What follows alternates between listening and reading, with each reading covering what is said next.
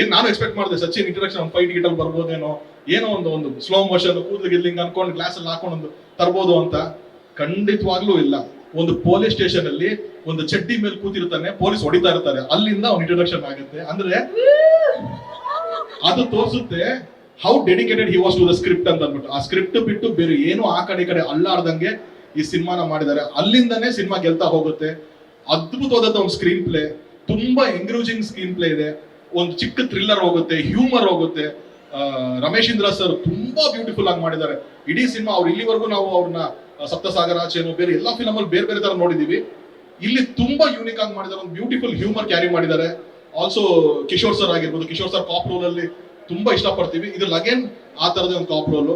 ಅದು ಬಿಟ್ಟು ನೀವು ಇಲ್ಲಿ ನೋಡುವಂತ ಅಷ್ಟು ಜನ ತುಂಬಾ ಇಂಪಾರ್ಟೆಂಟ್. ಅದು ಮಿತ್ರವರಾಗಿರ್ಲಿ, ಪ್ರವೀಣ್ ಆಗಿರ್ಲಿ, ರಘು ಅವರಾಗಿರ್ಲಿ, ಎವ್ರಿ ಒನ್ ತುಂಬಾ ಇಂಪಾರ್ಟೆಂಟ್ ರೋಲ್ ಪ್ಲೇ ಮಾಡ್ತಾರೆ. ಸಚಿನ್ ಎಷ್ಟು ಇಂಪಾರ್ಟೆಂಟ್ ರೋಲ್ ಪ್ಲೇ ಮಾಡ್ತಾರೋ ಅಷ್ಟೇ ಇಂಪಾರ್ಟೆಂಟ್ ರೋಲ್ ಉಮೇಶ್ ಅಣ್ಣನಿಂದ ಹಿಡಿದು ಇವ್ರ ತನಕ ಪ್ಲೇ ಮಾಡಿದ್ದಾರೆ.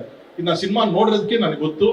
ಬಟ್ ಇವ್ರಿಷ್ಟು ಜನ ಒಂದ್ ಕಡೆ, ಎರಡು ಕ್ಯಾರೆಕ್ಟರ್ ತುಂಬಾ ಚಾಲೆಂಜಿಂಗ್ ಇತ್ತು. ತುಂಬಾ ದೊಡ್ಡ ಅಪ್ರಿಸಿಯೇಷನ್ ಸಿಗ್ಬೇಕು. ನಾನು ಪಿಕ್ಚರ್ ನೋಡೋದಕ್ಕೆ ಹೇಳ್ತಾ ಇದ್ದೀನಿ, ತುಂಬಾ ದೊಡ್ಡ ಅಪ್ರಿಸಿಯೇಷನ್ ಸಿಗ್ಬೇಕಾಗಿರೋ ಎರಡು ಕ್ಯಾರೆಕ್ಟರ್ ಅಂದ್ರೆ ಒಂದು ಸಂಗೀತ ಅವ್ರು ಮಾಡಿದ್ದಾರೆ, ಒಂದು ಅಕ್ಷತಾ ಅವ್ರು ಮಾಡಿದ್ದಾರೆ.